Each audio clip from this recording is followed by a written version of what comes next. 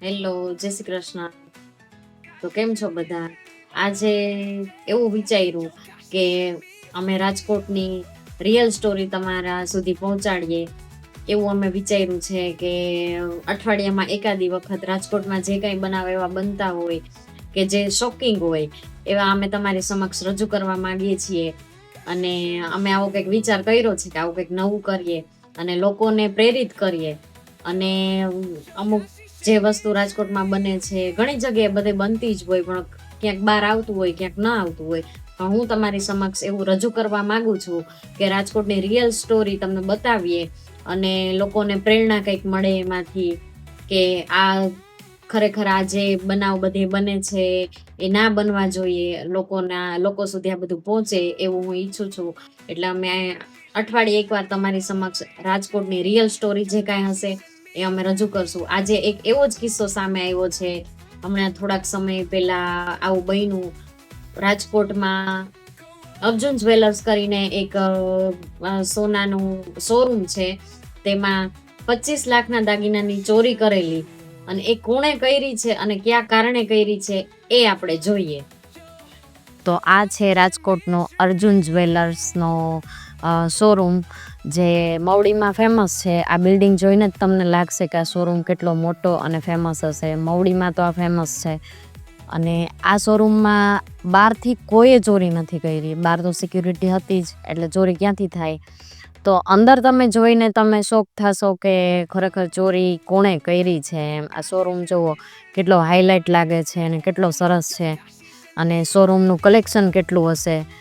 અને આ તમે સીસીટીવી ફૂટેજ જુઓ કે એમાં જે ભાઈ ઊભા છે એ કોણ છે? એ છે હેડ ઓફ ડિપાર્ટમેન્ટ. અને આ ભાઈએ પોતે ચોરી કરી છે. એ જોઈને આપણને થોડુંક આશ્ચર્ય થાય કે ખરેખર આ ભાઈએ ચોરી કરી છે. અને હેડ ઓફ ડિપાર્ટમેન્ટ એટલે કે એની અંડરમાં જ આખો શોરૂમ ચાલતો હોય.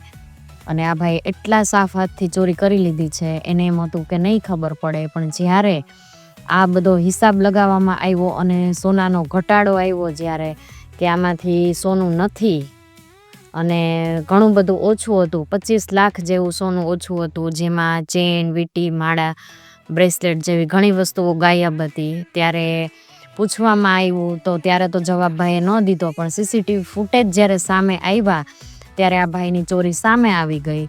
અને પછી એ ભાઈએ સ્વીકાર્યું કે હા મેં લીધું છે, પણ એનું કારણ પૂછ્યું કે તમે આવું શું કામ કર્યું. ઘણા ભરોસાથી આ ભાઈને હેડ ઓફ ડિપાર્ટમેન્ટમાં લીધા હોય તો બધાને એની ઉપર ભરોસો હોય તો જાણે આખો શોરૂમ સંભાળ્યો હોય ને.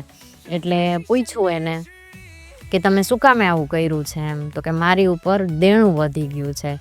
તો દેણું વધી ગયું એનો મતલબ એવો તો નથી ને કે તમે આ પગલું ભરો. અને અત્યારે પોલીસે એની ધરપકડ કરી છે અને એને બધી પૂછપરછ ચાલુ છે. અને એને જે 25 લાખનું સોનું જે લીધું છે એ રિકવર કરવાની મથામણ પણ ચાલુ છે. એટલે હવે આ ભાઈએ ખરેખર એને ફેમિલીનો જો વિચાર કર્યો હોત ને તો આ પગલું એમણે ના ભર્યું હોત. ફેમિલીને એકવાર યાદ કરી લે ને તો આ પગલું એણે ન ભર્યું હોત. અત્યારે એ ભાઈ ઉપર અફસોસ ઘણો છલકાઈ રહ્યો છે. કોઈ પણ સમસ્યાનું સમાધાન ગુનાખોરી નથી.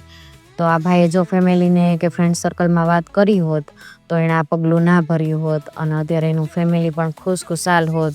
પણ અત્યારે આ ભાઈનો ચહેરો જોઈને લાગી રહ્યું છે કે એનું ફેમિલી કેટલું દુઃખી હશે. તો કોઈ પણ સમસ્યા હોય એને તમે શેર કરો ફેમિલી સાથે, તો તમે હેરાન ના થાવ અને આવા અવળા પગલાં પણ ના ભરો. તો એનું સમાધાન સમાજ તરફથી જરૂર ને જરૂર તમને મળશે. તો પ્લીઝ આવું કોઈ ના કરે એવો સંદેશો મારો છે. Arjun jewellers Mavdi road, Mavdi main road ઉપર જ્વેલર્સમાં એ જ્વેલર્સની અંદર કામ કરતા, નોકરી કરતા કર્મચારી નૈમિષ વિજયભાઈ જાનીએ અલગ અલગ દિવસોમાં જે સોનાના દાગીનાની ચોરી કરેલ, જે 15 માર્ચથી લઈ અને 24 મે સુધી અલગ અલગ દિવસો દરમિયાન ચોરી કરીને જે 24 મેના દિવસે સ્ટોકની ગણતરી કરતા આટલો સ્ટોક જે ટોટલ 252 ગ્રામ સોનાના દાગીના ઓછા જણાઈ આવેલ, જેની કિંમત 25,62,500 રૂપિયાના ઓછા જણાઈ આવતા સીસીટીવી ફૂટેજ ચેક કરતા આ નૈમેશ વિજયભાઈ જાનીએ ચોરી કરેલાનું કબૂલાત કરે ને ત્યારબાદ પોલીસ સ્ટેશન ખાતે રાજકોટ તાલુકા પોલીસ સ્ટેશન BNS કલમ 306 મુજબ હિતેશ ભગવાનજીભાઈ વસોયાએ ફરિયાદ આપેલી અને હાલમાં આરોપીને ગઈકાલે અટક કરેલ છે ને તેની પાસેથી 45 ગ્રામ જેટલું સોનું રિકવર કરેલ, અંદાજિત 5 લાખ રૂપિયાનું સોનું રિકવર કરેલ છે, દાગીના રિકવર કરેલ છે. તેમજ હજી એના રિમાન્ડ લઈ અને આગળની કાર્યવાહી રિકવર મુદ્દામાલ કરવાનું તેનું દેવું થઈ જતાં એણે આ કૃત્ય કરેલાનું જણાઈ આવેલ છે હાલમાં તપાસમાં. છેલ્લા 2 વર્ષથી ત્યાં નોકરી કરતો હતો અર્જુન જ્વેલર્સમાં.